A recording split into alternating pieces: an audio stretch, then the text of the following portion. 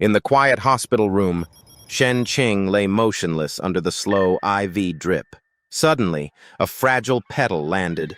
It lightly brushed against his cheek. He jolted awake, springing up as if escaping death. Gasping, he removed the oxygen tube, scanned the room, then looked at his trembling hands. In shock, he muttered in disbelief that he had come back to life. He quickly lifted the blanket, and his face instantly lost color. His legs were wrapped in bandages, showing the aftermath of amputation. Shaking all over, he gritted his teeth, eyes full of hatred and forced calm. A girl in a short uniform skirt with twin pigtails rushed in crying, hugging him joyfully for waking up. She vowed to find and punish the one who caused his accident. She also believed his legs would recover. He froze as chaotic memories surged, realizing he had returned 1 year earlier. Back then, from the youngest, richest chairman in the nation, he became crippled in a traffic accident. With his legs gone, his career collapsed. During treatment, Xiao Tiancai, his trusted brother, seized the corporation. He exploited his condition, forcing his sister to marry him for treatment money. Worse, he humiliated her in front of him. At that time, Shen Qing could only crawl on the floor, screaming helplessly, mocked like a barking dog. In the end, he could only watch his sister be abused without saving her. Later, the game Divine Atlas Across the Sky launched, with perfect realism, quickly going global. Characters in the game had attributes affecting real life. This should have been his chance to turn things around, but he was already penniless. In the game, he was weak, easily killed by monsters, sinking into constant defeat. Meanwhile, Xiao Tianchai used stolen wealth to dominate both the game and reality, taking everything from him. Despite everything, Shen Qing bought many bombs and hid them throughout the house. He called Xiao Tianchai over, but the man still mocked arrogantly, thinking it was a joke. He sneered, asking if a room full of bombs could really kill him. Shen Qing coldly pressed the detonator, daring him to die with a cripple. The violent explosion completely destroyed the house. Shen Qing's body was crushed, dying among the rubble. He was stunned to see Xiao Tianchai unscathed. The man approached, mocking that someone so weak could never harm him. Bending down to step on his face, he said he would reveal a secret before he died. He confessed to killing his parents, causing his leg loss, and forcing his sister to bear his surname. Knowing the truth, hatred burned within him, but his head was brutally crushed underfoot. Strangely, he revived in the present, determined to protect his sister and avenge his parents. He gently patted his sister's head, assuring her he was fine and threatening to laugh if she cried again. She wiped her tears, promising not to cry anymore. In his heart, he vowed to utterly destroy Xiao Tiancai, but his crippled legs remained a major obstacle to changing fate. Remembering Divine Atlas Across the Sky, he realized the time before the game's secret was exposed was the golden opportunity. At this moment, with his assets still intact, he knew he must act quickly. His sister thought his pale face was from leg pain and was about to call a doctor. He grabbed her hand, telling her to wait because he needed her help with something urgent. She asked in surprise what it was. He solemnly requested she buy a gaming setup for Divine Atlas Across the Sky. The door burst open, and Xiao Tianchai appeared with fake concern, mocking him for wanting to play games. He asked what would happen to the company if he got addicted to gaming. Shen Qing observed him coldly, thinking he had come to spy. He replied that a cripple could do nothing but play games anyway. Pretending to be concerned, Xiao Tiancai said gaming cabins were scarce, only 100 left, and the price had been driven up to 300 million. Shen Qing firmly stated he still had the right to spend company funds, and whether 300 million or 30 billion, he would buy it. Xiaodong panicked and tried to stop him, while Xiao Tiancai pretended to generously offer to buy it for him. Inwardly, he felt smug, thinking taking over the company would be easier if Shen Qing was distracted by games. He told him to enjoy the game, as he and Xiaodong would handle the company. When he tried to touch Xiaodong, Shen Qing pulled her into his arms, coldly saying she would stay to take care of him. In his heart, he burned with anger, vowing never to let him touch his sister. Xiao Tiancai narrowed his eyes, his smile stiffening, and reluctantly agreed. He turned away, slamming the door and grinding his teeth in the hallway. He cursed the incompetent assassin who had failed to kill Shen Qing. He resolved to use a fuel truck next time to ram him to death, then left. In the room, Shen Qing told Xiaodong to transfer all money and stocks into the game. Shocked, she asked if he was sick, but he insisted it was a huge gamble. 3 hours later, Xiao Tianchai spent 500 million to buy him a gaming cabin. He changed clothes and slowly sat inside the cabin, eyes resolute, determined to enter the divine atlas. The screen displayed a startup message and asked him to wait. Seconds later, he entered the virtual world, his legs healthy again, the sensation incredibly real. A character naming panel appeared in front of him. Without hesitation, he entered the name "Not Dead Yet." Immediately, light enveloped his entire body. The system prompted him to choose a profession. He realized everything was exactly the same as in his previous life, with 7 familiar classes before him: warrior, mage, ranger, assassin, priest, knight, summoner. He decided to pick his old class again. Ranger. Instantly, his outfit changed to light armor, holding an exquisite bow and sharp arrows. The system confirmed he had successfully chosen Ranger, just as in his past memories. The system voice confirmed that everything matched his previous run. Then it announced a special reward, the Elf Bloodline, increasing favor with the elf race and boosting multiple stats: strength, critical hit, evasion, and movement speed. The system continued with another reward, the Inheritance Grade Skill Book, Spot Weakness, allowing double damage on weak points, costing mana, with a 120-second cooldown, usable by all classes. Shen Qing nodded, knowing this skill had been mastered in his previous life. The system then reported he was one of the 100 VIPs using a cabin, granting him a special professional chest. A brilliantly glowing chest appeared before him. He froze in shock, as he had never seen this item in his previous life. From his knowledge, this chest contained innate abilities, the game's core element. When he tried to open it, the system demanded 50 million gold coins, 500 million in-game currency. He was stunned by the enormous amount.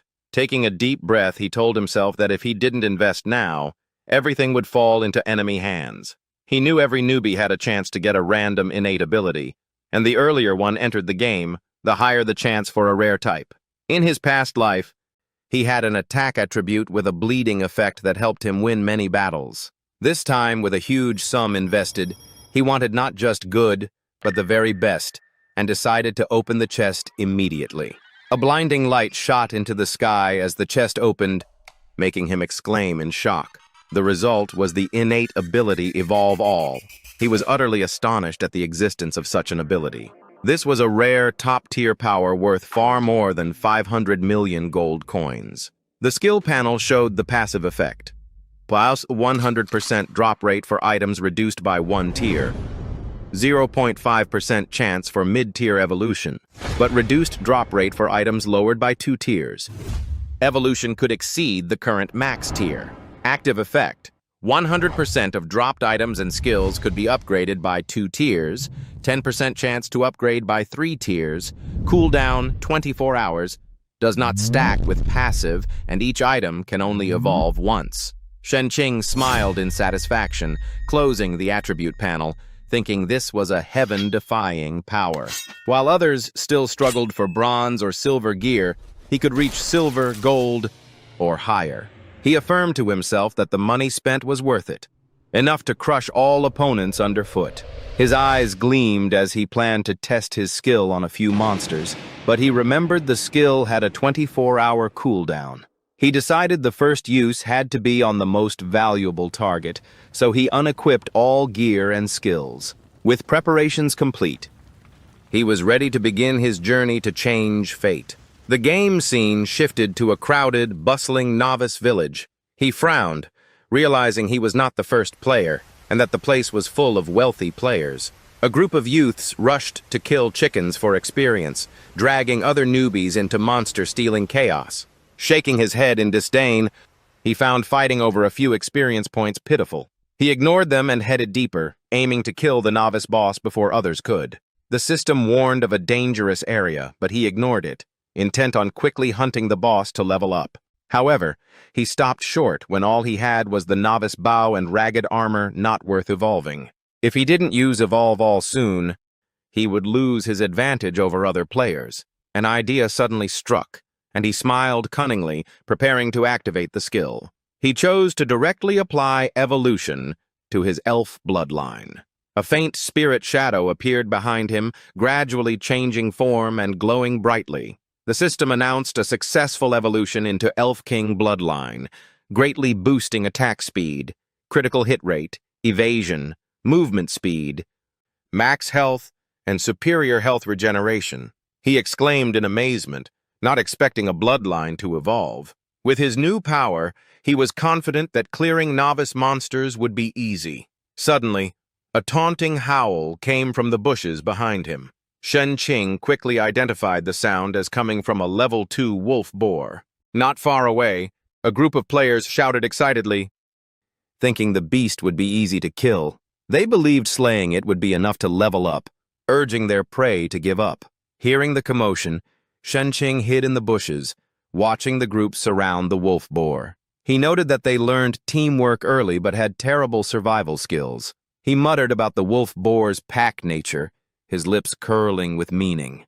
Soon after, a fierce wolf pack appeared, overwhelming the players entirely. Cries of pain erupted as they realized the attacks felt far too real. Even the group leader was helpless, and they were all quickly wiped out amid screams. Shen Qing seized the chance, aimed, and killed a level 2 wolf boar with his bow. The monster dropped instantly, and the system announced his Elf King bloodline had been upgraded. He received health, mana, free stat points, and wolf boar meat for healing. Shen Qing collected the loot, valuing this type of food highly. The wolf pack turned its attention to him, eyes glowing red and growls menacing.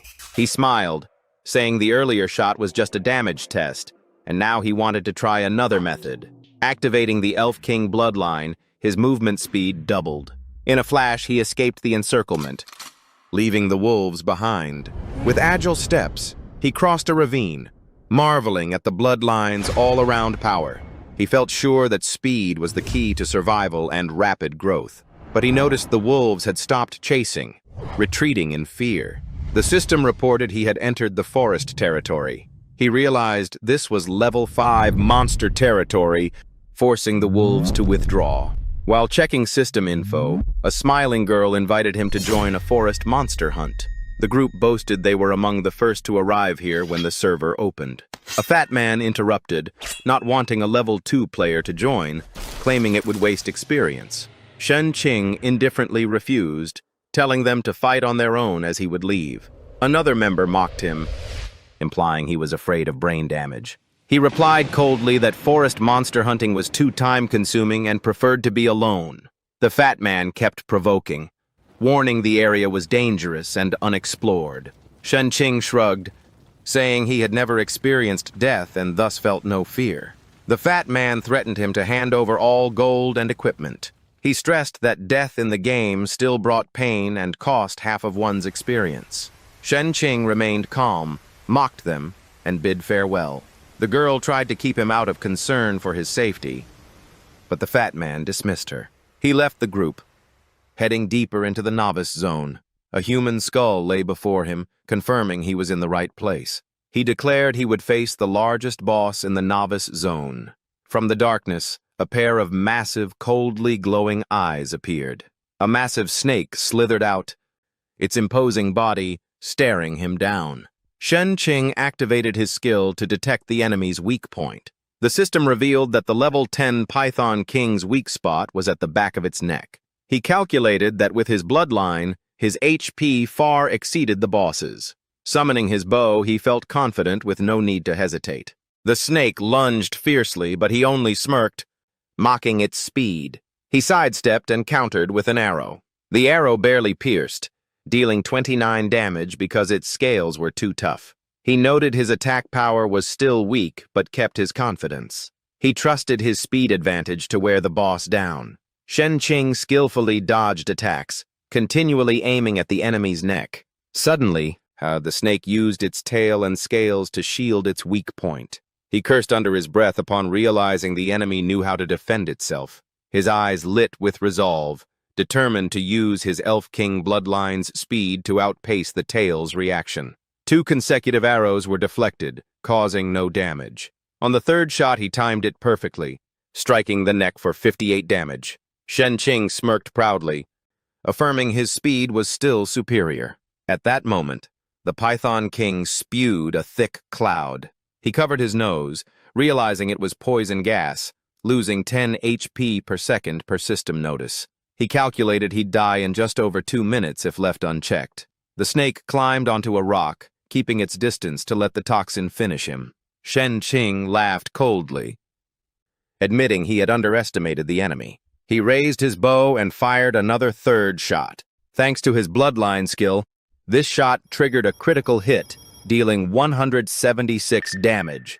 He advanced with killing intent, declaring the enemy couldn't last.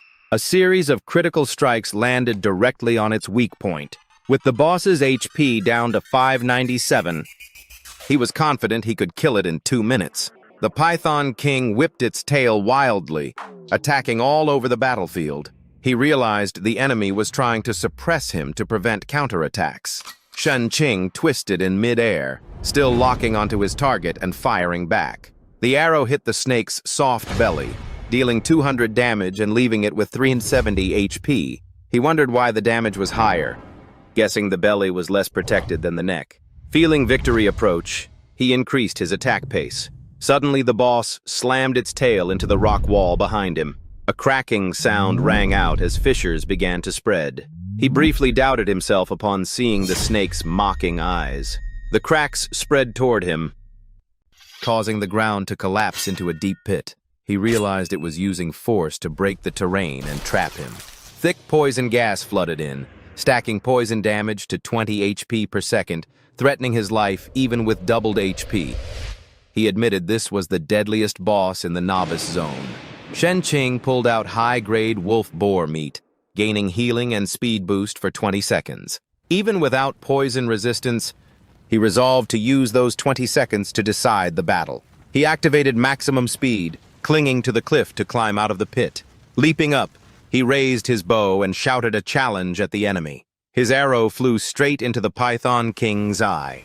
The boss snake writhed in pain, collapsed, and tried to flee. He immediately fired again, shattering part of its scales. The snake growled, unleashing its rage. Behind him, the bloodline phantom of the Elf King appeared majestically. Shen Qing shot a fatal arrow through its neck, ending the boss. The system announced the poison was gone, congratulated him for being the first to kill the boss and enter the server honor board, asking if he wanted to hide his ID. He calmly ignored the anonymity option. A special notice declared Chaozi Wangge as the first to kill the boss Python King. Players nearby were stunned, whispering noisily. Some complained. Others were shocked that a low-level player soloed the boss.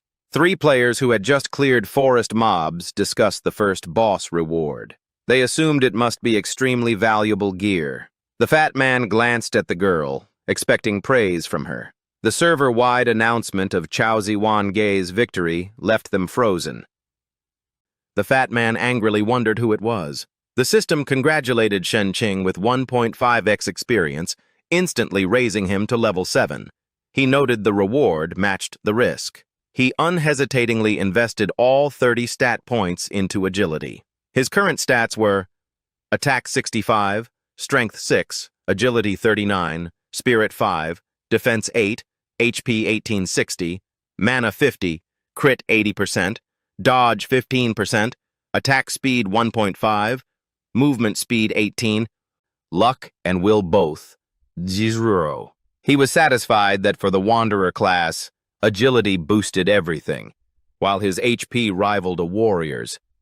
After adjusting stats, he checked his loot. A brilliant golden light suddenly flared before him. The system announced a passive evolution, raising the item's value from 10 silver coins to 10 gold coins. Stunned, then laughing, He realized the sum could make him a rich man among newbies who only earned 1 silver coin. The light in his hand flashed golden again. His heart raced, suspecting a second evolution, eagerly awaiting the result. The coin upgraded into a crystal coin, a rare currency removed from normal loot tables. He lifted the gem in his hand, eyes filled with surprise. He had heard of it but never seen it in his previous life, believing it would be useful later. According to its description, the crystal coin could buy special items from NPCs and greatly boost their favorability. He stored it carefully, then opened his inventory to check the boss drops. First was the Silver Snake one-handed sword, plus 28 attack, plus 7 strength, plus 5 agility, assassin warrior class, level 8 requirement, with Snake's Kiss poison skill. He regretted not using swords, but thought selling it would bring a good price. The next item made his eyes light up with excitement. The Silver Scaled Armor, plus 25 defense, plus 200 HP, plus 10 constitution, level 10 requirement, with Scale Shield granting a 300 HP shield at battle start. He recalled the normal version only boosted basic stats, lacking this special skill. However, he wondered why a low-level boss dropped a level 10 item. Then he remembered he still had an unopened silver treasure chest. He decided to open it immediately, hoping it wouldn't be junk. In a flash of light, a skill book appeared. 7-star Linked Pearls Arrow. This skill costs 50 mana, fires 7 arrows each, dealing true damage equal to 1% max HP, cooldown 60s, requires level 10. Shen Qing was so excited he cursed, calling it a unique technique for both offense and defense. However, he quickly frowned, realizing he must wait until level 10 to use it. After careful thought, he resolved to reach level 10 quickly for a power boost. Suddenly, a faint cry for help echoed from deep in the cave. Shen Qing frowned slightly and silently approached to observe. A beautiful woman in tight clothing begged for help, explaining she hid here while fleeing a giant snake. System info appeared, and he recognized her as a Hidden Quest NPC, coldly telling her the snake was dead and she could leave. She coquettishly said her leg was hurt and asked him to carry her. His face flushed involuntarily at her seductive posture. Though embarrassed, he carried her out of the cave. She smiled in thanks, promising to reward him generously next time they met. He grew suspicious, asking why she said next time. He immediately let go, dropping her to the ground. She feigned pain, claiming she could only repay him with her body. She deliberately teased, asking if he wanted that. He grew angry and refused outright. She laughed, praising his sharpness, then drew the signature dagger of an assassin. Shen Qing knocked the weapon away. He threatened her, demanding the hidden class. She feigned ignorance. He spoke coldly, mentioning her 14-year-old daughter nearby. He added that he would go find the girl. His words frightened her, and she asked how he knew. She reluctantly agreed to guide him to the hidden class. He replied coldly that if she had done it earlier, things would be over by now. She began to dance, her movements soft and skilled. A magic circle glowed under his feet, signaling the activation of the hidden class. She explained it was a trial, and passing it would grant the hidden class. He eagerly thanked her, but she instantly changed expression, warning him not to celebrate yet. Suddenly, a notification appeared beside him. Shen Qing glanced at it, his face darkening when he saw it was a nightmare difficulty Shadowhunter trial. Failure meant losing the chance forever. He muttered in shock that he was only level 7, yet faced this difficulty, while a magic seal bound his legs so he couldn't move. The madam sneered, declaring this his punishment for threatening her daughter, with favorability dropping to 0.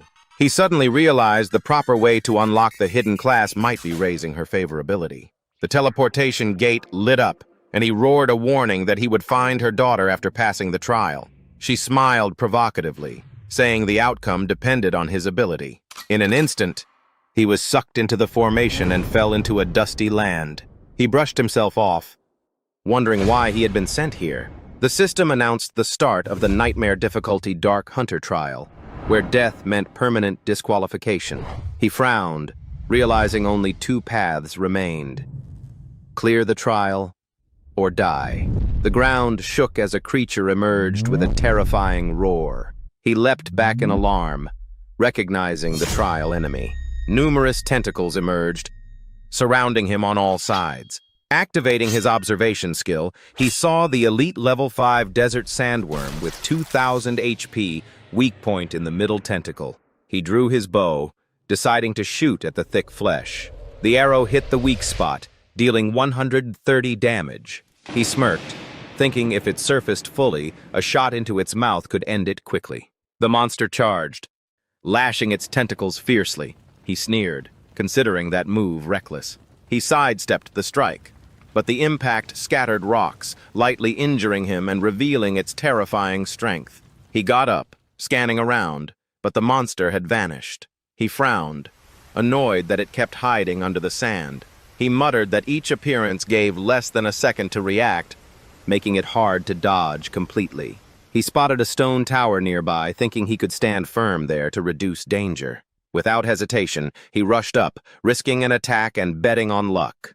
Fortunately, he chose the right direction, reaching the stone pillar safely, telling himself he had struck gold this time. When the monster dove, the temporary effect ended, and he realized its attack patterns were too simple.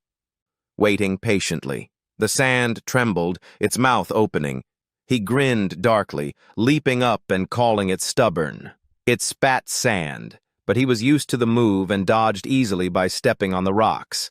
At the same time, he shot into its mouth, dealing 260 damage. He mocked it, declaring that with only 2 moves, he would end it. Jumping high, he aimed straight at its mouth to finish it.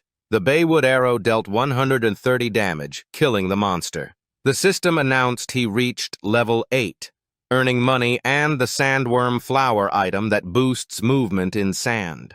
He frowned, complaining the reward was too little for such a huge monster. Suddenly, the stone stele before him lit up, and he was amazed by the glowing characters. There were 8 identical characters, but only the last one shone. Before he could think, 7 more monsters surfaced at once. He gritted his teeth, guessing he had to kill them all to pass. This place was like a prison. Looking around, he calculated that standing too long on the ground would get him surrounded. Thinking of luring them out one by one, he ruled out using strong shock waves from his bow. An idea struck. He took 10 silver coins from his chest. He tossed them onto the sand to create a small vibration, calling it throwing money to bait bugs. Immediately, our one monster emerged. He shot into its mouth but only dealt 35 damage. Seeing the shooting angle was bad, he decided to compensate with his plentiful money. He persisted in luring each monster out with coins and killing them. After 4 hours, he sighed in relief as 7 corpses lay scattered. The system announced he reached level 10, gained 15 attribute points, 80 silver coins, and a big boost to HP and mana. He laughed, surprised to have reached level 10 with extra unused points. After thinking, he decided to put them all into luck. His luck rose to 15, also increasing crit and dodge rates, surprising him. At that moment, his passive evolution skill activated. An elite monster radiated brilliant light. A purple beam shot straight into the sky. He was shocked, guessing it might be a legendary item, recalling he had missed it in his previous life due to wrong stat investment. He quickly rushed to the glowing spot. The system displayed legendary skill, Sand Escape, allowing movement and hiding in sand, but limited to deserts. He frowned, dismissing it as mediocre since it was similar to sandworms. But then he realized it could be useful for survival or ambushes, so he decided to learn it. The system deducted 10 silver coins to learn Sand Escape. Reaching level 10, he also learned 7-star Linked Pearls arrow from the silver chest, costing 20 silver coins, then equipped the silver scale armor, feeling his power soar and confident he was now a server top expert. However, he noticed all the tower's characters were lit, the monsters gone, yet the surroundings remained silent. Suddenly, the ground shook violently like an earthquake. The rock before him transformed into a gate, revealing stairs leading deep down. He smirked, guessing the real reward was below, and decided to check. At that moment, a clear female voice from above called him to eat pork and egg porridge. He looked up at the game cabin, alarmed, telling her not to climb in or she might fall. The system asked if he wanted to quit the game because someone was calling him, but he instantly refused to keep his chance for the hidden class. He shouted for his younger sister to be quiet, but Xiaodong pouted, reminding him he had been playing for 8 hours straight and needed rest. Shenqing snapped irritably, telling her not to disturb him again. Xiaodong left the porridge bowl in frustration, feeling sad and wondering how to make her brother happy again. In the cabin, he sighed, softly apologizing to her, promising to wait until he was stronger. He activated Sand Escape, softly calling for the Phantom Hunter to lead the way. Entering the gate, he was transported to a strange space. The system warned it was an extremely dangerous area, making him suspect the main boss was here. From beneath the sand, enormous legs slowly emerged. He froze upon seeing it was a crab in the middle of the desert. The system displayed Sandland King level 15 gold boss, 6,000 HP, 80 defense, with a sandstorm skill. He gritted his teeth, thinking its HP and defense were absurd. Activating observation revealed no weak point. A giant leg suddenly slammed down. He dodged just in time but was still thrown back by the shockwave, losing 100 HP, shocked that even the aftershock dealt damage. Thanks to the silver scale armor absorbing 300 damage, he survived, but it still felt like being hit by a truck. Seeing the deep crater from the strike, he understood that dodging stomps alone wouldn't be enough to survive. He tried shooting an arrow, but dealt only 1 damage. He was stunned, realizing the boss's defense negated almost all damage. He kept dodging while running, reminding himself to rely on speed or risk being knocked down by aftershocks again. Suddenly, out a massive claw came at him too fast to evade. The strike made the whole desert quake, but when the claw lifted, he had vanished. In truth, he was clinging tightly to the claw, heart pounding from his narrow escape. The Sandland King sensed him, roared, and shook violently, making him leap off while cursing it as stupid. He activated 7-star linked Pearl's arrow, firing 7 consecutive shots into the boss's body. As a result, the boss lost 61 HP and took an extra critical hit for 122 HP. Landing on the ground, he smirked, praising the skill's true damage of 1% max HP per arrow. But he quickly frowned, realizing he still couldn't pierce the armor. The boss had over 5,000 HP left and was getting harder to fight. The Sandland King kept furiously slamming its giant legs into the sand. Its reckless attacks shattered the 300-point silver armor shield, rendering it useless and making Shenqing even more frustrated. He used his speed to leap onto the boss's head and reactivated 7-star linked Pearl's arrow.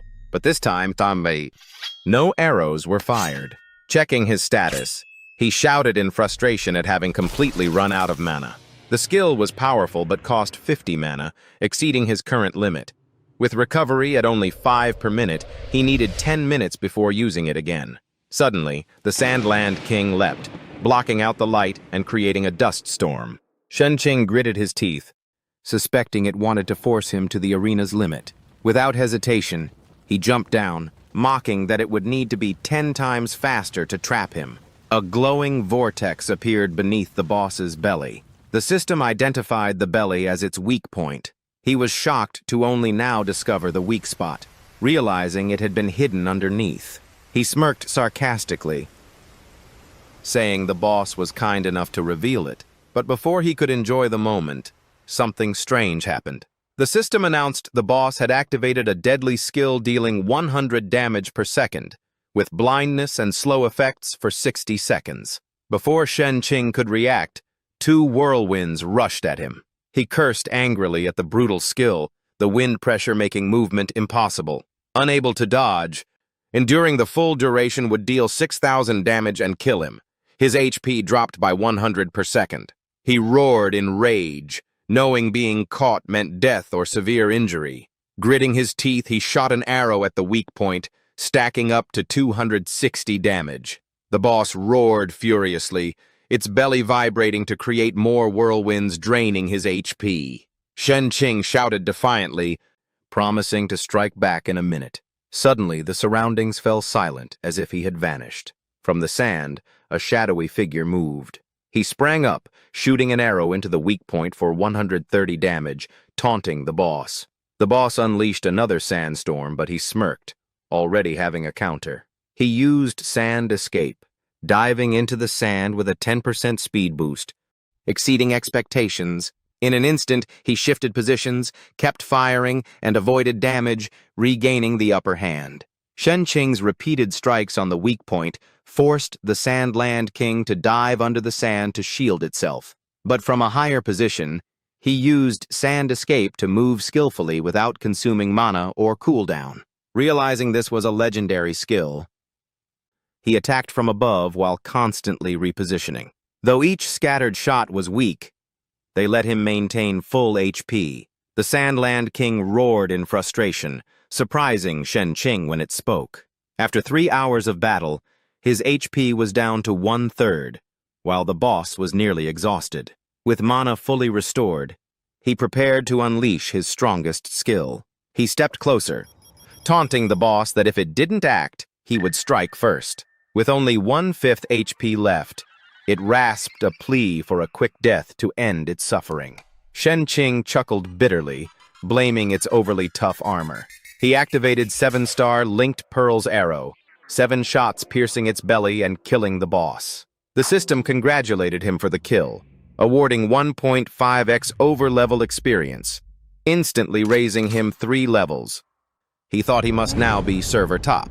The system further announced the hidden class was unlocked and asked if he wanted to change. He happily confirmed, as this had been his long-pursued goal. The Elf King bloodline within him stirred, and his form began to change.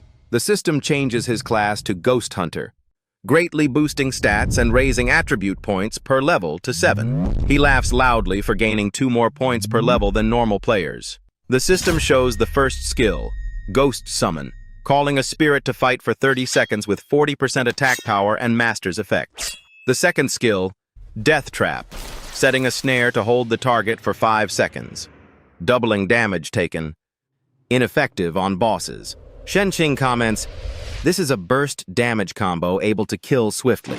He's curious about the ghost's evolution, but must wait 5 hours to activate. Suddenly, a passive evolution on his hand triggers, light shining from the boss's corpse, showing the luck boost worked. He smiles as the system reports gaining 32 silver coins converted to 32 gold coins, plus 2 crystal gems, totaling 43 gold, 20 silver, and 8 crystal gems. Shen Qing checks the dropped loot and stores it all in his chest. The first item is a silver tier armor-piercing bow, plus 50 attack, plus 10 agility, reduces enemy defense by 5 per hit. He's glad to have a weapon for high defense monsters. The second is a silver tier refined steel bracer, plus 12 attack, plus 7 agility, enabling faster arrow shots. He equips it immediately. The third is a silver tier golden greatsword for level 12 warriors, plus 10 strength, with sword aura skill adding 30% damage. He regrets not being able to use it, thinking of selling but also keeping it as a gift. The fourth is a silver tier life blessing, plus 10 defense, regenerates 10 HP per second out of combat. He wears it right away. Fully equipped, he still lacks 3 talismans to complete the set, then invests 21 attribute points into agility. New stats: HP 2920, attack 180, agility 82, strength 11, spirit 10, mana 280, defense 33, luck 20, charm 8, accuracy 85%, dodge 20%, attack speed 2.0, movement speed 24. The system suddenly reports he has played for 15 hours and will force a logout. Shen Qing panics, protesting because he wants to continue, but he is forcibly removed from the game. Returning to reality, removing his VR headset, he laments that even as an adult he's still subject to anti-addiction rules. Even so, he remains determined to soon take revenge on Mo Xiaotian and the betrayers. After searching a bit, he finds Xiaodong asleep in his hospital room and smiles. He notices the porridge she brought, fragrant and beautifully presented. Thinking of how she was once pampered, yet now suffers to care for him, he feels pity and vows to give her happiness after revenge. He tastes the porridge and instantly feels an indescribable sensation. His mouth twitches at the strange flavor like salt mixed with honey, nearly thinking he's been poisoned. The sound wakes Xiaodong, who rubs her eyes and jokes that he finally stopped gaming. Shenqing keeps the porridge in his mouth, not spitting it out, and apologizes for waking her. She smiles brightly and asks how the porridge is. He reluctantly swallows and praises it highly. Xiaodong eagerly urges him to eat quickly, saying he looks very hungry. Seeing her innocent smile, Shenqing cannot bring himself to tell the truth. Every time he looks at the porridge like poison, he can only swallow it with tears, feeling conflicted. The next morning, his health declines noticeably. A female doctor comes to check on him. She reminds him that yesterday he vomited and had diarrhea, frightening the young lady. Inwardly, she judges him handsome and well-built, believing being with him would mean wealth. He frowns and says it was just fatigue from gaming yesterday. She gently tells him to call if he needs anything. He smiles and asks her to get a wheelchair to take him to the game pod to continue playing. She's surprised, thinking the game must be extremely important to him. Later, while wheeling him to the pod, she still wonders if there's something wrong with her makeup. Logging back into the game, he hears the system's welcome and sees 300,000 players online. He realizes that besides pods, many are playing through cheap devices. In just 1 month, the game has surpassed 100 million players. He clenches his fist, determined to level up faster, checks his chest, and aims to hunt strong gear for level 20 bosses. Then, he enters a grocery store in-game. The shopkeeper, seeing his silver armor, happily greets him. Noticing only bronze items, he thinks the good stuff must be hidden. He directly states he wants to buy the shop's treasure item. The shopkeeper is surprised, doubting he can afford it. Shenqing takes out a radiant crystal gem. The shopkeeper's eyes light up, his favor toward him increasing greatly. He opens a secret door leading to another display area. He says this section hasn't officially opened but will let him choose first. After looking around, he dismisses most items as trash, shocking the shopkeeper. Suddenly, he notices a golden mask of gold tier. He points to it, and the shopkeeper praises his sharp eye, revealing the original price is 200,000, but lowered to 150,000 because of the gem. The system asks if he wants to trade for 200,000 gold coins. Shenqing immediately agrees and transfers the money. The shopkeeper, seeing full payment of 200,000, stammers in disbelief. He says no discount is needed, only asking to be informed first when good items arrive. The shopkeeper agrees because of the huge sum. He immediately wears the golden white tiger mask, believing it worth the price for its uniqueness. He disables display mode so the mask looks like a thin face covering with toggleable visibility. The system shows the mask grants plus 115 speed, plus 15 strength, and a skill to stun and slow a wide area of lower-level players. He's pleased with this high-tier gold. Nearby players begin discussing the strange mask. Some suspect cheating, since no shop sells gold tier yet. A big man approaches, pats his shoulder, and tells him to wait. He coldly asks why. The man smirks, saying he wants to borrow his gear to try. He disables mask display, revealing his normal face, and asks why he should lend it. The man sneers, accusing him of cheating and advising him to hand over the gear to avoid a ban. He laughs, realizing the man is trying to rob him. A crowd gathers after hearing claims he's a cheater. The man's gang joins in, admitting they're robbing him. One agitates the crowd, calling for punishment of this cheater. The leader threatens that if he doesn't hand over the gear, they'll keep killing him at respawn. He sneers, thinking that fools and petty men exist everywhere. Checking that they're only level 4 or 5, he feels bored by the nuisance. He points at 3 of them, daring them to attack together. An archer jumps forward, threatening to shoot his head for being arrogant. He activates the tiger skill from the mask, releasing an oppressive aura that shakes the area. The 3 instantly collapse, as if their insides were crushed, coughing blood. He coldly declares that any attack will be met with retaliation. then introduces his ID Choi Tu Van Ka and invites them to come find him. The crowd murmurs upon hearing the name Choi Tu Van Ka, the leaderboard's top player. The rankings show: first Choi Tu Van Ka, level 13 Ghost Hunter; second Shang Tianba Shui, level 8 Warrior; third Diyu Huobao Hua, level 8 Mage. Everyone is shocked to realize the #1 genius is right before them. The archer pales, cursing under his breath upon learning he's the best player. Shen Qing ignores it and walks into a small house in the forest. Before hunting monsters, he wants to settle another matter. From above, he spots a little girl and confirms he has found her. He calls out loudly, asking if she knows the lady. The girl, annoyed, retorts at being called Little Miss and says he's not much older. Shen Qing silently notes her lack of manners. He directly asks if she's the lady's daughter, Lin Ni, startling her into questioning him. Shen Qing slyly claims her mother promised to marry her to him next year. She blushes, flustered, unable to respond. Then she bursts into tears and runs to her mother for help, nearly making him laugh. Hearing her, the lady appears, worriedly asking her daughter what happened. Lin Ni tearfully asks if her mother really plans to marry her off.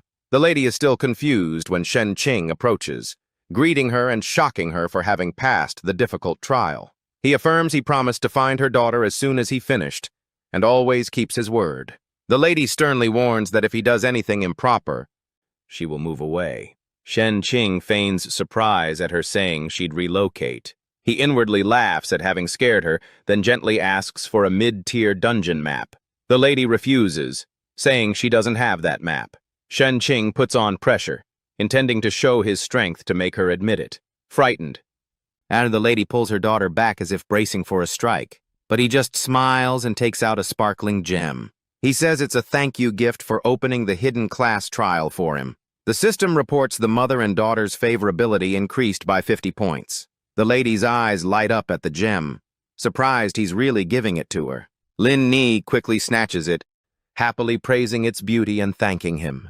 The lady pulls her back, telling her to return it, but the girl clings tightly. Lin Ni looks at Shen Qing expectantly, asking if the marriage next year is real and if the gem is a token of engagement. Shen Qing thinks she's too naive, then smiles and confirms it on the condition her mother gives him a high-tier dungeon map. The lady refuses, saying the rules only allow getting a mid-tier map after 20 days of server opening, but reveals the village chief has the authority.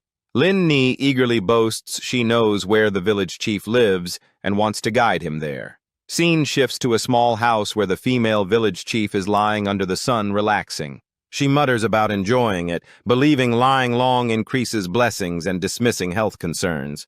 Suddenly, Yai Shenxing appears and approaches. Lin Ni innocently jumps on the chief, making her cough violently, then asks who's looking for her. Shen Qing sits nearby, saying he needs a mid-tier map to leave the village.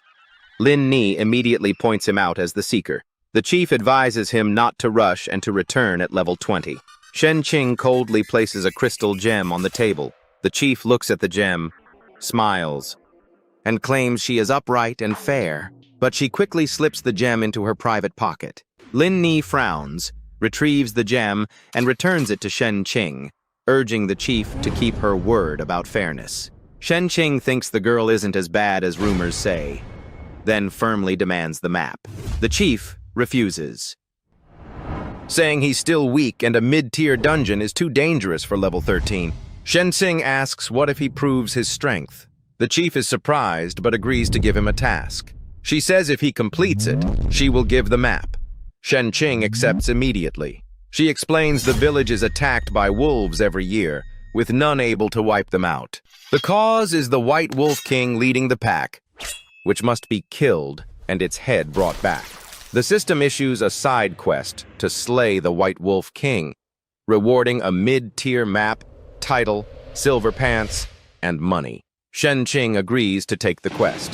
He gets up, telling her to have the map ready when he returns. Lin Ni excitedly asks to join, saying she will be protected. Shen Qing frowns, telling her to return to her mother and not cause trouble. Lin Ni stubbornly insists on going to protect the village and kill the white wolf. Unable to persuade her, Shen Qing asks the chief to intervene, but Lin Ni still shouts to follow. The system suddenly adds a condition to keep Lin Ni safe during the quest. Shen Qing panics, muttering a curse. Lin Ni takes the chance to climb onto his shoulders, holding tight, reminding him about marriage. Shen Qing is surprised and tells her not to climb like a monkey. She cries, saying she doesn't want him risking himself alone. He reluctantly agrees to take her, making her cheer. In the dark forest, Shen Qing follows the quest location, while Lin Ni shivers at the eerie scene. A distant scream rings out. Shen Qing realizes someone is there and plans to ask for directions. They meet a group of level 5 to 7 players fighting monsters. He asks the way to the wolf den. One arrogantly questions him, declaring the area theirs and forbidding others to level here. Shen Qing asks what claiming means. The man boasts he's from Qingxi Bang, demanding a membership fee to train here, otherwise go back to the newbie village. He glances at Lin Ni, guessing she's a quest NPC, and says it's unrelated. Shen Qing mocks their grinding method as highly inefficient. The man angrily argues that forest wolves are weak but safe. Lin Ni suddenly trembles, warning an enemy is coming. Shen Qing turns to see a giant red-eyed wolf approaching their group. Without hesitation, he grabs Lin Ni and leaps onto a tall tree. The group below jeers, thinking he's fleeing. Shen Qing thinks they're fools for not sensing the killing intent, while Lin Ni sweats in fear. The group of players turns to see the wolf open its mouth to attack. A female member is swallowed instantly. Only her legs drop to the ground, shocking everyone. The remaining players panic and flee. Black mist seeps from the wolf's mouth before its body fades into an illusion. One man trembles, pointing and stammering that it vanished. Immediately after, the White Wolf King appears behind them, swinging black glinting claws through the air. From above, Shen Qing observes its stats: level 20, HP 4000, speed 40, attack 300, defense 50, dodge 37%, weaknesses at belly and eyes, skills unknown. He senses something unusual. Suspecting speed 40 alone can't explain its sudden disappearance, and decides to test further. Lin Ni grabs his hand, worriedly stopping him. She says the wolf saw him but still attacked others, so they should follow it instead. Shen Qing plans to carry her down, but Lin Ni warns that drawing aggro now means certain death, and they must prepare. He agrees, thinking high favorability NPC advice is usually accurate. Lin Ni then produces a sheet of paper. She proudly says it's an auto-navigation map. Shen Qing is shocked, scolding her for not giving it earlier. Lin Ni teases that he didn't let her come along at first. Just then, the system announces active evolution is available. Shen Qing is thrilled to find a way to get stronger. Lin Ni marvels at his glowing arm. He says it's a good thing, and prepares to use active evolution on his spirit bloodline. But the system reports he can't evolve further as it's at max. Shen Qing awkwardly says he was just testing, not breaking rules. He decides to evolve the skill Phantom Fierce Hand to check it. He summons a ghostly clone identical to himself. Lin Ni is amazed and praises it, while Shen Qing is pleased and wants to test its power. He orders the clone to use 7-star chain arrow. The copy instantly gathers 7 glowing arrows like him. Shen Qing quickly tells it to stop. No need to fire for real. He laughs, admiring that the hidden class lets clones use base skills. An idea strikes. What if the clone can also evolve skills? He orders the clone to use active evolution. The ghost shines brilliantly all over. The system reports the clone has evolved to Tier 2, number increased to 2, attack inheritance at 60%, duration 60 seconds. Shen Qing is excited, not expecting clones to evolve too. Lin Ni stares wide-eyed, asking if he's hacking. He denies it, joking that hacks aren't as strong as him. She asks his win rate now. Shen Qing confidently says it's at 20%. Lin Ni nods, wanting to raise it more. Shen Qing immediately evolves 7-star chain arrow. The system reports the skill has become 7-star Blazing Arrow. Fires 7 flaming arrows dealing damage plus 1% max HP, adds burn for 50 damage per second for 7 seconds, cooldown reduced to 40 seconds, mana cost reduced to 30. Shen Qing scratches his head, lamenting that he thought it would become 8-star Blazing Arrow. Lin Ni happily says it's already strong, raising win rate to 34%. The system suddenly announces the ghost has completed evolution, surprising Shen Qing at the speed. He immediately summons the ghost and orders it to use active evolution, but the system reported it was on cooldown, so it couldn't execute. He guessed the phantom shared attributes and cooldown with the main body, so if he used a skill, they would also have to wait, deciding to upgrade both next time. Shen Qing told Lin Ni to come along to find a way to raise the win rate. When she asked where, he said to just follow him.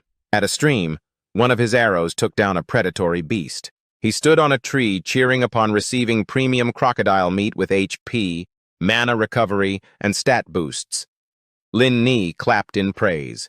Shen Qing was still unsatisfied and summoned 2 phantom clones. He reassured Lin Ni they would soon have enough food. An hour later, Lin Ni was full and her favorability increased by 30 points. Shen Qing was proud of the evolved fish dish. He checked the inventory, seeing 41 premium carp meat and 117 premium crocodile meat with similar effects. He was pleased with the Phantom's high efficiency, confident he could handle the White Wolf King, and asked for the win rate. Lin Ni estimated around 40%. Hearing that, Shen Qing decided to set out to kill the White Wolf King. Lin Ni ran after him, telling him to wait. Neither of them noticed a team secretly tailing them. According to Lin Ni's map, they stopped before a cave. He thanked her for leading the way. He summoned 2 phantoms and activated the death entrapment skill. Each phantom lasted 60 seconds, and the trap had a 30-second cooldown, allowing 4 traps per round, looping continuously into a dense network. Quickly, he set dozens of traps sealing the White Wolf King's exit. Lin Ni was astonished at the scale, but saw the win rate still hadn't increased. Shen Qing believed the White Wolf King's high speed would be countered. Then ate premium crocodile meat to restore mana and boost stats. Lin Ni still felt uneasy since the win rate hadn't reached 50%. He gestured for her to stay put. He told her to hide behind a tree, with traps protecting her and to never come out. She agreed upon seeing the hidden traps. Shen Qing shouted into the cave, calling the White Wolf King out. Inside the cave, red eyes flashed, and the beast immediately charged out with killing intent. Shen Qing gave a cold smile, sure the enemy would step into the trap. But the White Wolf King sensed danger and retreated deeper inside. He was surprised when it turned back, staying highly alert. He loudly mocked and called the Wolf King a coward. Lin Ni whispered, wanting to see if he had the skill to deserve her hand. Suddenly, someone covered Lin Ni's mouth from behind. The system reported the death trap had triggered, surprising Shen Qing. But clearly the White Wolf King hadn't entered the trap. He turned to scold Lin Ni, but instead saw a group restraining Lin Ni, the girl struggling and shouting to be released. Shen Qing stepped forward, ordering them to let her go. Lin Ni shouted she was underage, threatening to call her husband to deal with the kidnappers. The leader laughed and asked her real age. Shen Qing worried she would point directly at him. As expected, Lin Ni called him her husband and pleaded for help, making him panic. The leader mocked him for not even sparing children. He asked if Shen Qing knew whose territory this was. Shen Qing replied clearly that it was the Qing Shi gang. The man grew angry that he dared to level up here. He said his people had been attacked here before and suspected him. Shen Qing denied it, telling him to ask again when they revived. The man doubted he was strong enough to kill many people and questioned his reason for being here. He calmly said he was just wandering around. The man asserted there was a hidden boss here, and all benefits belonged to them. Shen Qing inwardly cursed, wondering where this gang came from. He proposed exchanging Lin Ni for the boss in the cave, planning to use them against the White Wolf King first. One of them laughed and asked if he knew who he was bargaining with. A woman introduced him as the 3rd young master of Yang City, son of a tycoon, top 27 on the heaven ranking. Shen Qing sneered inwardly. thinking this third young master was just a corporate heir, while his own group held nearly half their shares. Even so, he stayed calm and asked their intention. The other side ordered him to hand over all assets as punishment for breaking the rules.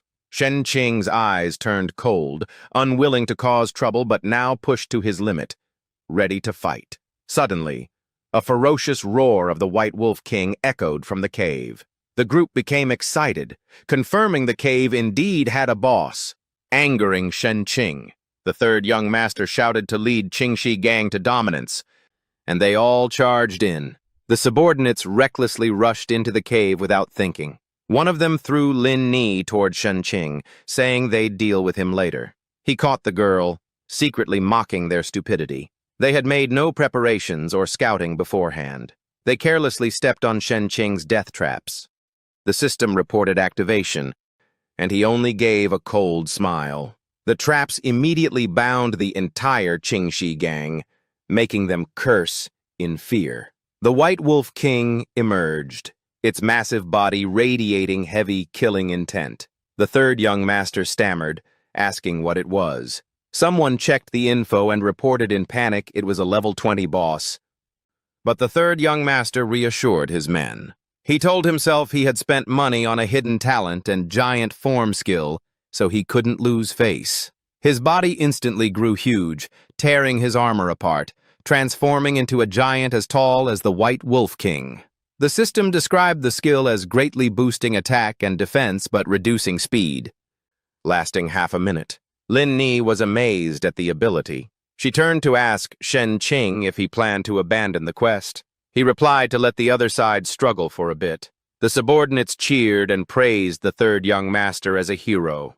He was confident his talent was overwhelming unless he was instantly killed. But as soon as he thought that, the White Wolf King's claw nearly drained all his HP in an instant and flung him far away. The whole group was shocked, calling out for their boss. Instead of helping, they all turned and fled in panic. The White Wolf King roared, summoning a pack of level 2 wolves to pursue. Someone shouted in fear to run faster.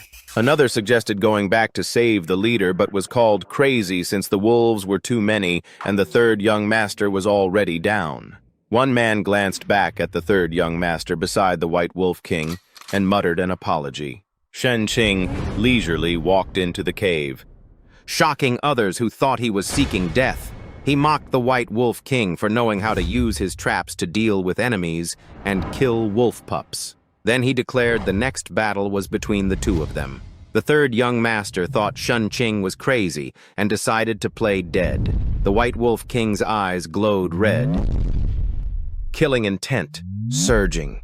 The weaker wolves obeyed orders and charged at him. He scoffed, comparing himself to a tiger facing a wolf pack. Wearing a white tiger mask, he transformed into a giant tiger shadow, sweeping away the rushing wolves. The White Wolf King paused briefly, then unleashed ultra-fast claw wind. He was startled by the reckless strike. His protective shield broke, and his HP dropped sharply. Lin Ni shouted loudly from afar. The White Wolf King smiled triumphantly. Shen Qing replied he had taken the hit on purpose to lock the enemy in place. Two phantoms appeared, ready to attack.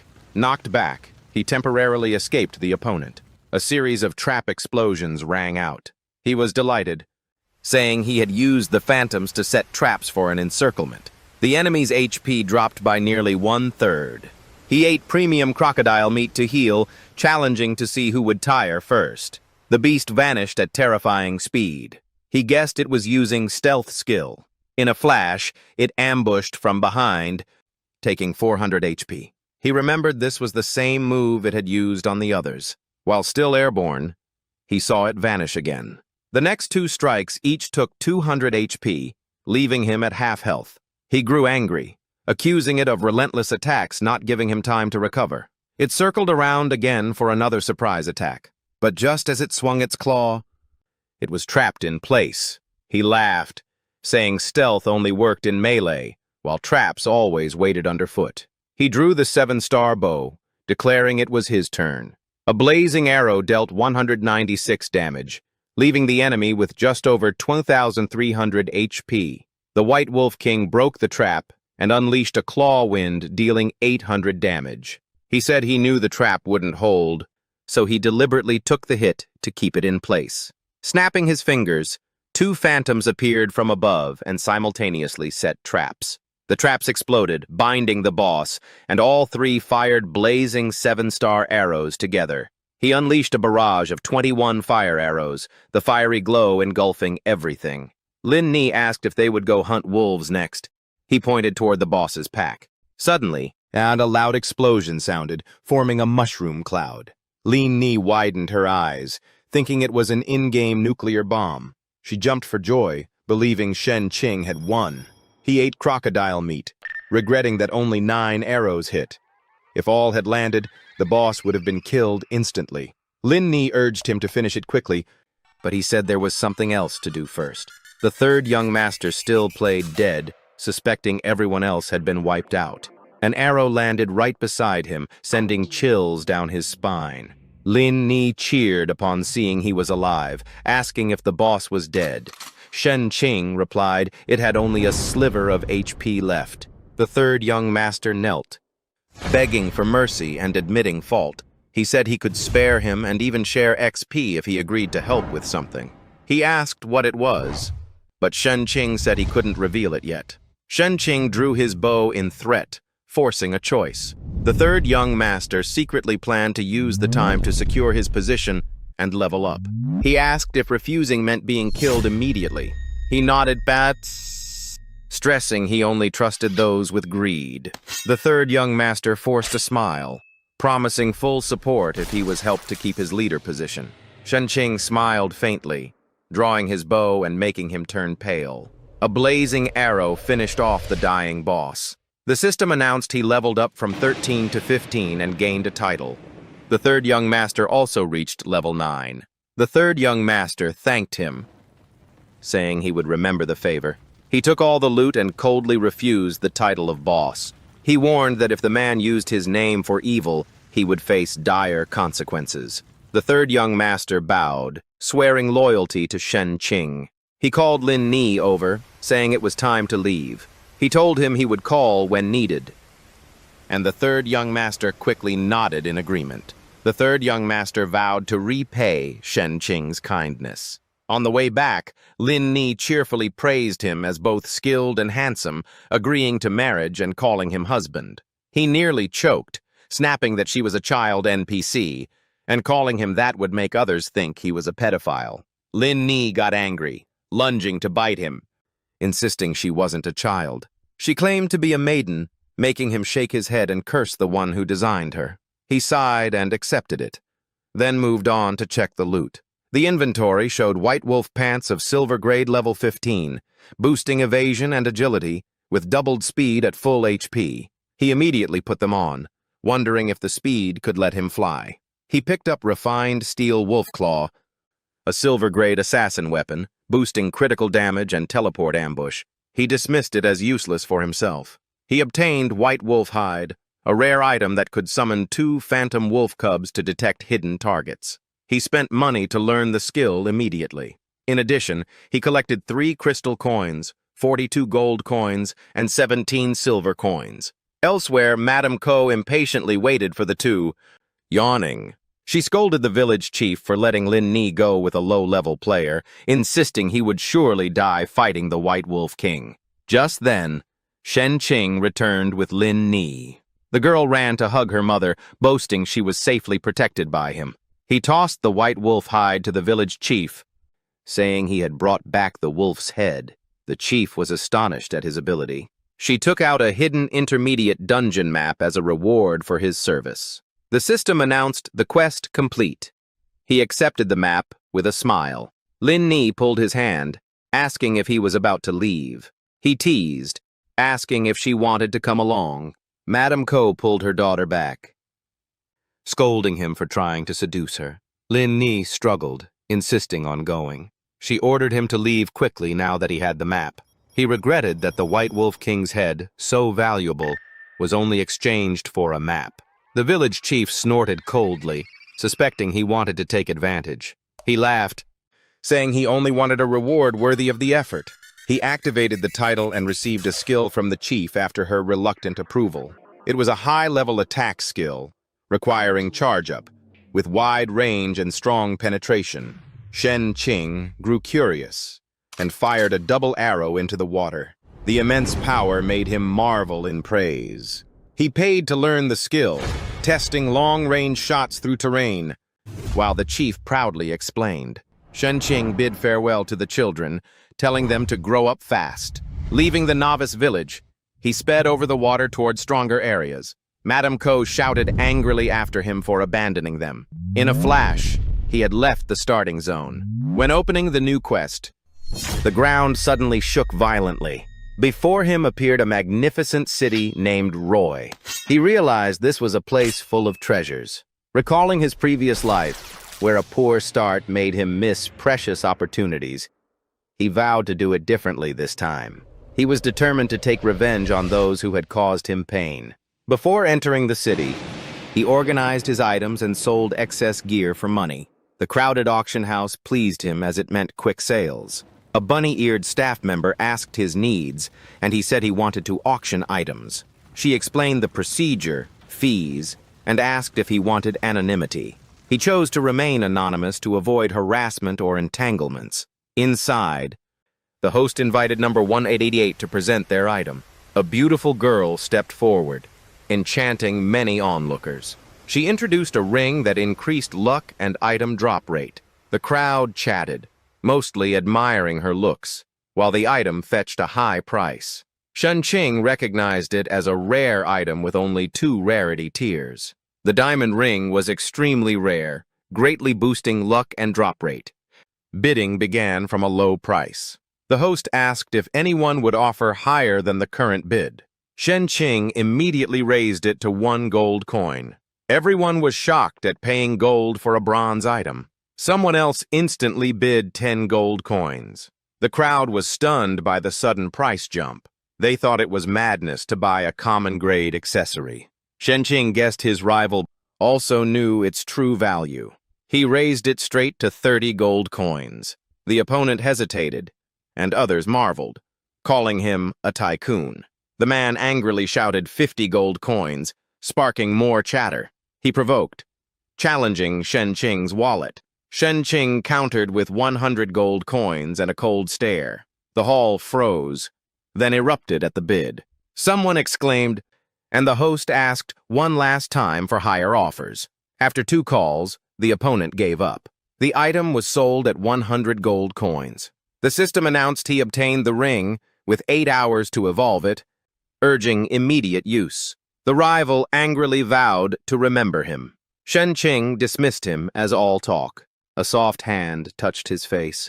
The bunny-eared staff flirtatiously declared he belonged to her tonight. He asked in confusion what she meant. She winked, hinting he had bid to buy her, not the item. He was flustered, unaware of such a rule. She whispered that the virtual experience here was better than reality.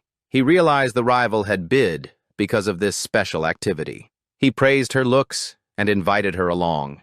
She replied with a smile and asked how he wanted the experience. Suddenly, a strong presence from behind startled her, making her ask who had arrived. A cloaked man smiled and invited him to see precious goods. Shen Qing agreed to take a look. The man assumed he was a rich fool to exploit for overpriced sales.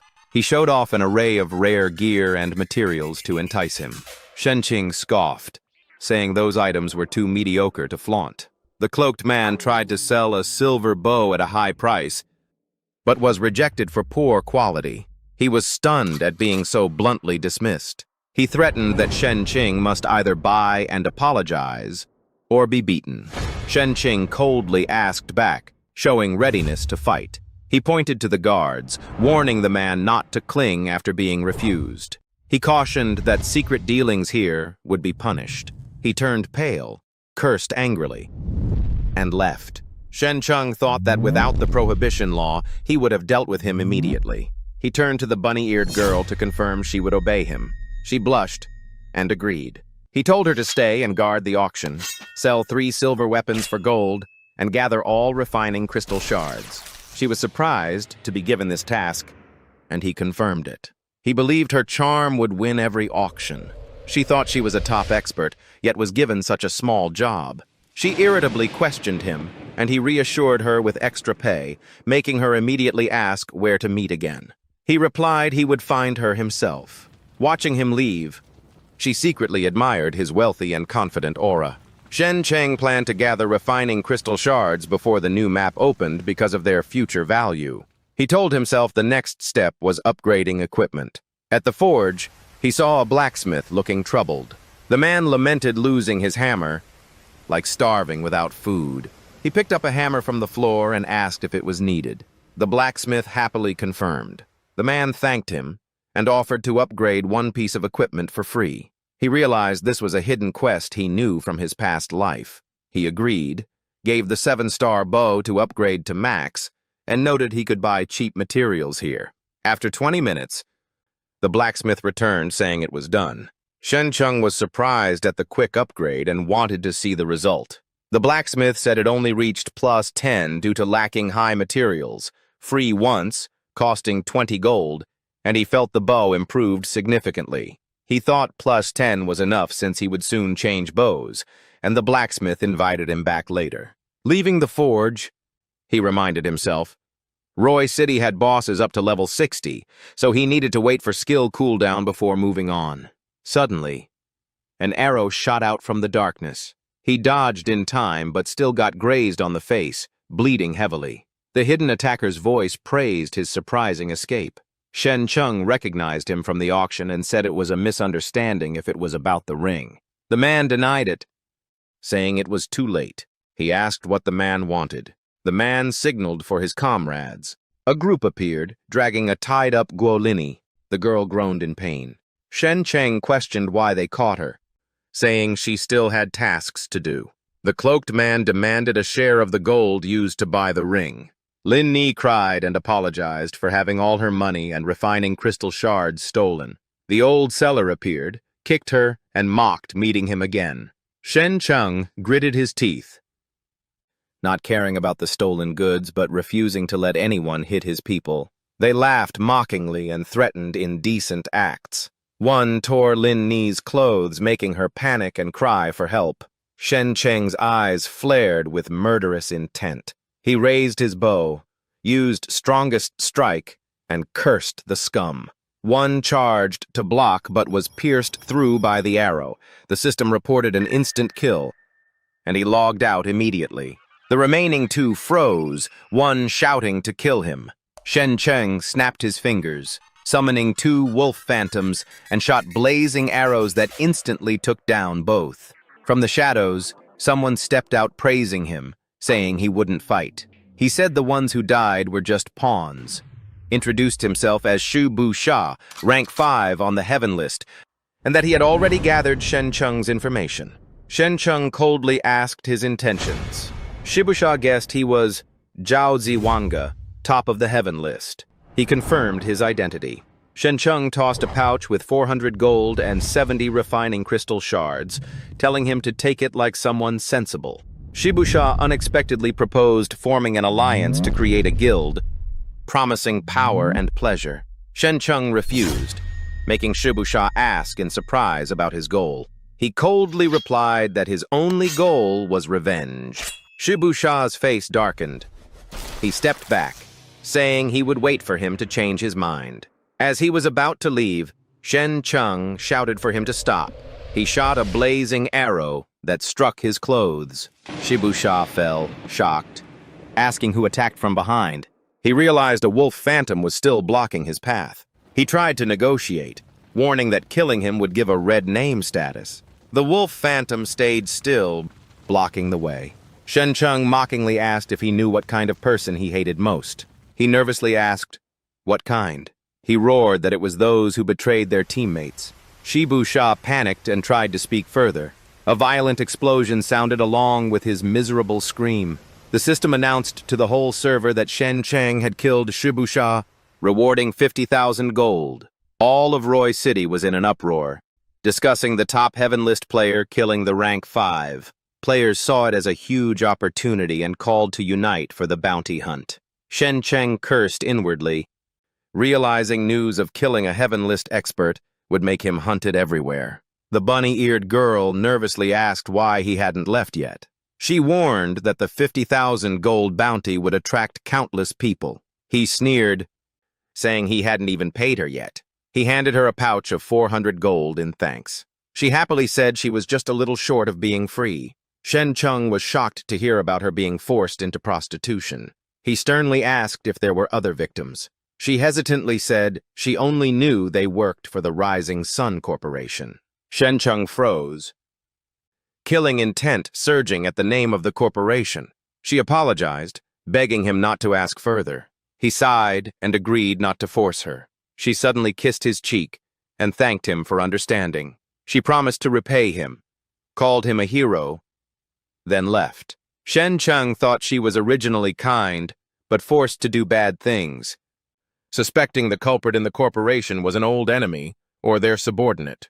Suddenly, a fireball shot toward him from afar. He blocked it bare-handed, eyes cold, ready to face the incoming hunters. A group charged from a distance with a deadly aura as if seeking death. Yang Cheng San Shao suddenly raised his hand, calling out to his elder brother. At that moment, Shen Cheng closed in with ice-cold eyes. He questioned if they planned to use the chance to take him down, making San Shao panic and beg for mercy. He explained his group only wanted to help. San Shao told his subordinates to quickly greet the big boss. They all bowed respectfully in unison. Shen Cheng mockingly asked what rank they planned to give him. San Shao immediately ordered absolute protection, killing anyone who came close. Shen Cheng sarcastically asked how they dared, and what if it was a top expert? He gave a wry smile, saying they would report the enemy's information and acknowledge Shen Cheng as the real expert. Shen Qing thought it was unexpected that he valued loyalty, forming a gang despite lacking strong abilities. He nodded at the goodwill but insisted on retreating to handle matters himself. Tam Shao refused, saying he knew a safe hiding place. Shen Qing declined and wanted to take the chance to issue a challenge. His aura erupted, startling and impressing the subordinates. From afar, someone watched, mumbling to confirm his identity. He was surprised about the 50,000 gold bounty. A burly man suddenly appeared, pinned him down, and instantly knocked him out. The man reported that this side was cleared. The nearby lackeys were almost entirely wiped out. Through the eyes of the phantom wolf Xiaolan, Shen Qing saw another group slaughtering. He noted that the remaining ones were quite formidable. He asked Tam Shao if he was sure about not leaving, predicting his comrades were all dead. Tam Shao was shocked, calling for his men but receiving no reply. He burst into tears, apologizing in grief. Panicking, he asked what to do next, but Shen Qing only told him to blow the blood flute again. The phantom wolf pack charged out, and Tam Shao panicked, preparing to attack. Shen Qing stopped him, saying they were subordinates gathering information. He stroked the wolves as if commanding an army. Tam Shao admired the pack's reconnaissance ability. Shen Qing received intel from one wolf and softly said he understood. He reported only 2 wanted targets remained out of 76, shocking Tam Shao. He doubted it, believing his subordinates couldn't have killed so many. Shen Qing coldly said it was his own phantom wolf pack that did the killing. In nearby areas, phantom wolf clones kept killing pursuers, making it seem like he appeared everywhere. Tam Shao emotionally admitted the big brother was too strong, regretting his men didn't survive. Shen Qing patted his shoulder, advising to keep loyalty but avoid wallowing, and to train to not become a burden. A girl approached, mocking that finding the wanted man was troublesome because he had so many guards. Through the phantom wolf's eyes, Shen Qing identified the foes. Rank 23 on the Heaven List, Level 8, Wanderer King of Cruelty, and Rank 8, Level 10, Summoner Haki.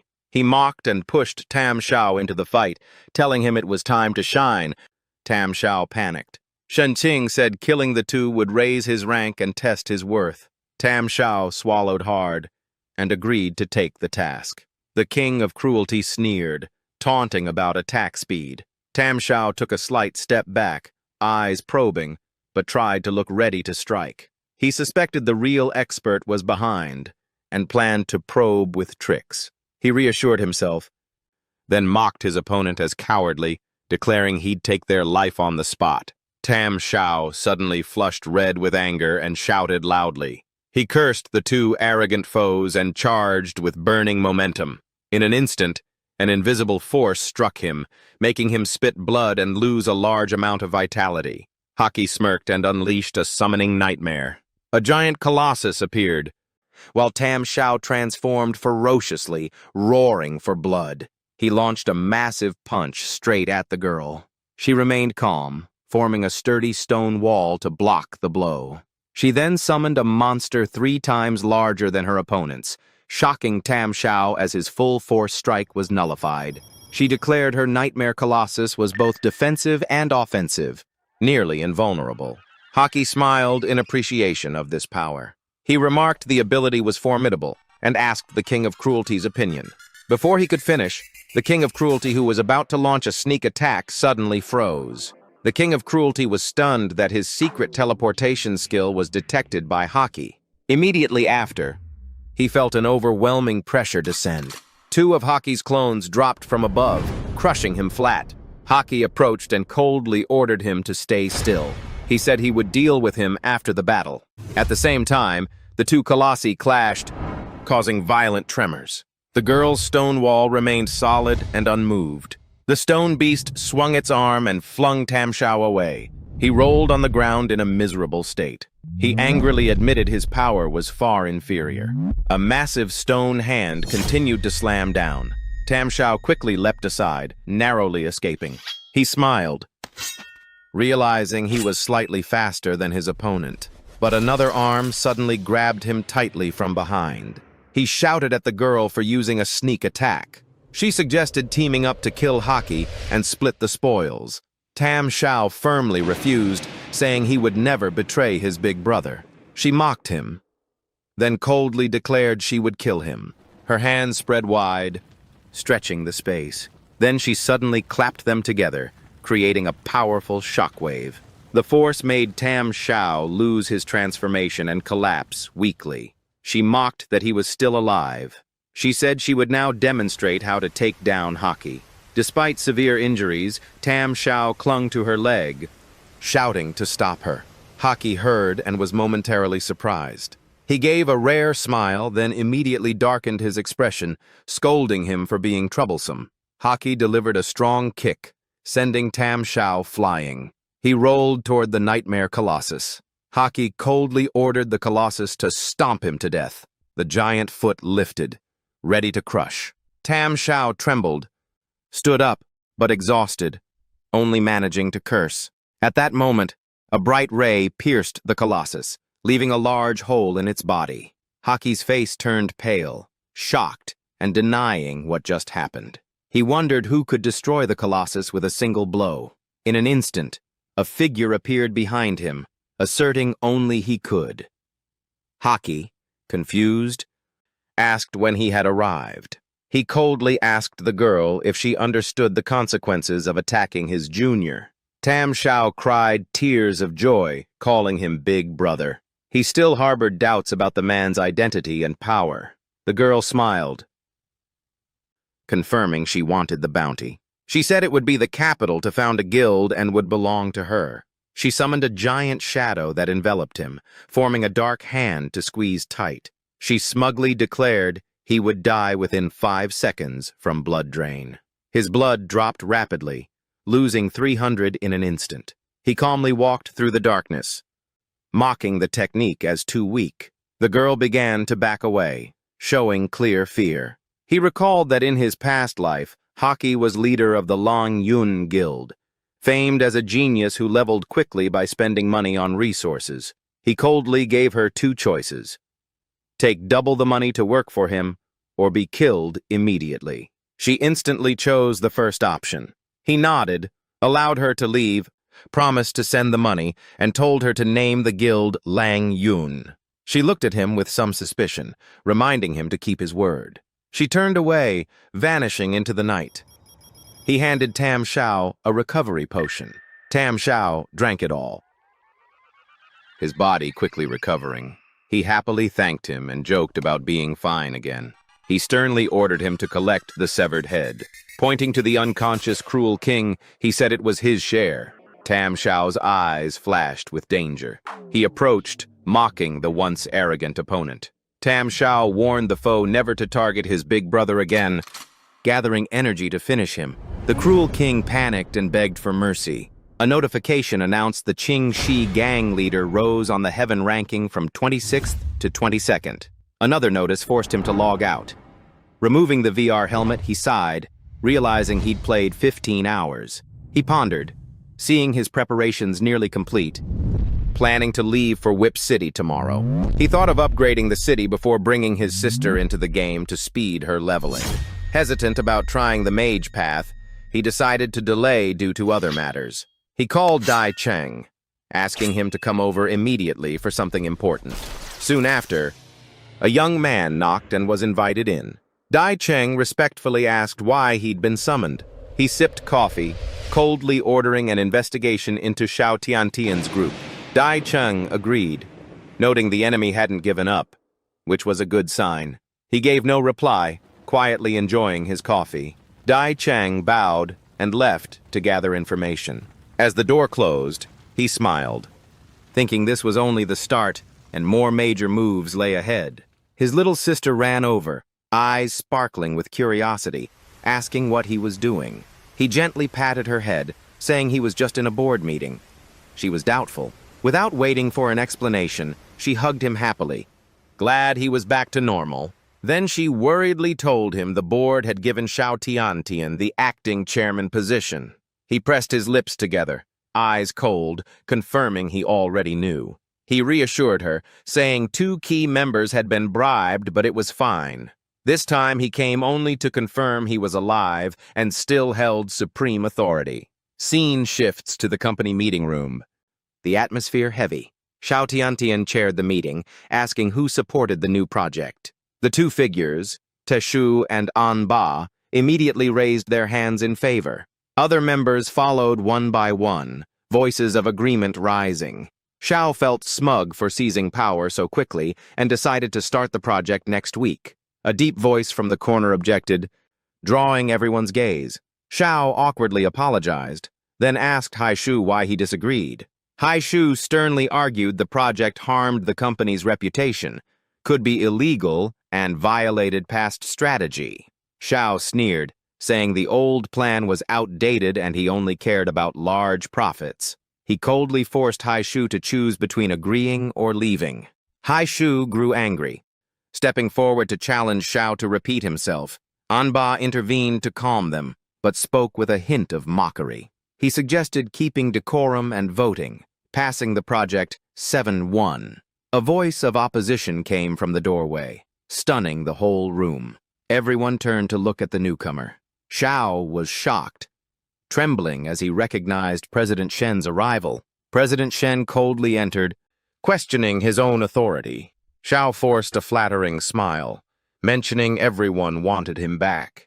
And Ba chimed in, praising President Shen's health but implying he needn't approve minor matters. President Shen calmly declared he would use his veto to halt the project. Teshu tried to object but was stopped by Anba, the 2 exchanging subtle looks.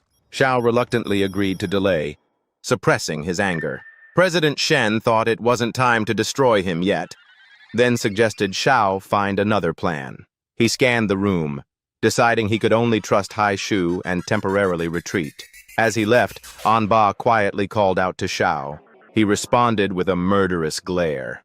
Xiao cursed in anger at President Shen ruining his plan. He lowered his voice, vowing to act ruthlessly to achieve his goal. And Ba coldly pointed out it was very hard to harm President Shen now due to tight security. Xiao's eyes turned venomous, declaring he would find a chance to kill him, but for now, must silence the fat man. Scene shifts to Haishu sitting in his car, deep in thought on a deserted road. Rain suddenly fell, and a mysterious car pulled alongside. From that car, a gun barrel aimed straight at his head. Suddenly, a gunshot rang out. The bullet killed the gunman, thanks to Haishu's driver reacting instantly.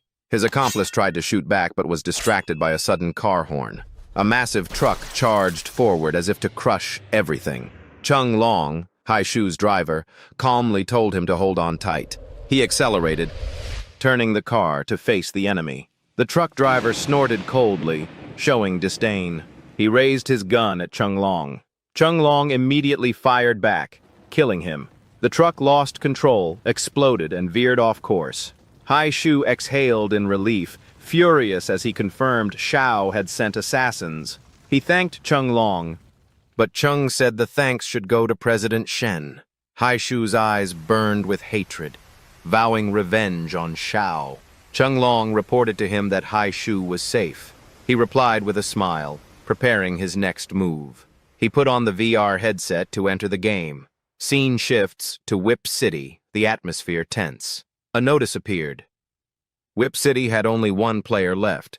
Danger level high. He grumbled at the system to stop notifying, his eyes fixed on the massive city wall with the main gate shut tight. He considered taking the detour through the wilderness to Wall City's side gate, but it was dangerous and could miss the main quest, or choose the main quest, defending against nightly Akma army attacks. If he helped the general defend and counterattack successfully, he'd be invited to be Whip City's guardian.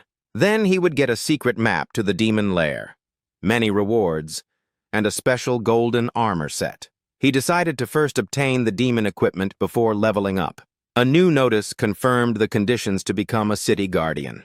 He told himself that upgrading this item to diamond level would put him far ahead of rivals. Without hesitation, he summoned 3 clones to help evolve the ring. But the ring didn't respond. He suspected it only had 2 tiers, bronze and diamond, so it couldn't evolve midway. He tried again but failed. The ring remained silent. His expression darkened as he weighed the risks of gambling in such a dangerous place. He clenched his fist, believing success would solve all resource problems. With determination, he activated the evolution. The ring flared, transforming to diamond with multiple effects, boosting drop rates, money, and rare items. He was thrilled, realizing he had hit the jackpot. Checking his gear, he prepared to wait until midnight. Time passed quickly as night fell. From afar, demons howled as they approached, shapes flickering in the mist. He watched from a high position, excited for the battle to start. General Pian, clad in black armor, ordered the troops to prepare for combat. Level 20-30 monsters charged with grotesque appearances. He smirked in delight at the boss's arrival. General Pian shouted to fight to the death to defend the city, then led the charge. He swung his sword like a whirlwind. He observed from afar, hoping the defenders could hold out. He only needed to time his strike to claim all the loot. General Pian struck hard at the level 30 boss, knocking aside weaker monsters. The boss countered, unleashing a dark skill that forced Pian back, dirtied and disheveled. He roared for the monsters to be slain. His next attack was countered, his sword knocked away, and he was thrown down. Soldiers cried out the general's name in panic. He realized this was unlike his past life, and the NPC couldn't be allowed to die. Without hesitation, he shot an arrow hitting the boss's hand mid-attack. He rushed in to shield him, challenging the foe at close range. The clones attacked simultaneously, tearing away half the boss's body. General Pian was astonished at the stranger before him. The boss, near death, could barely resist. He ordered the clones to finish it. A clone's arrow pierced space, causing a violent explosion. All the monsters were wiped out. General Pian, impressed, handed him a box as a reward. He opened it, eyes blazing with excitement. But the next moment, he was utterly shocked. It was the hero's true heart, an item with attributes affecting the real world.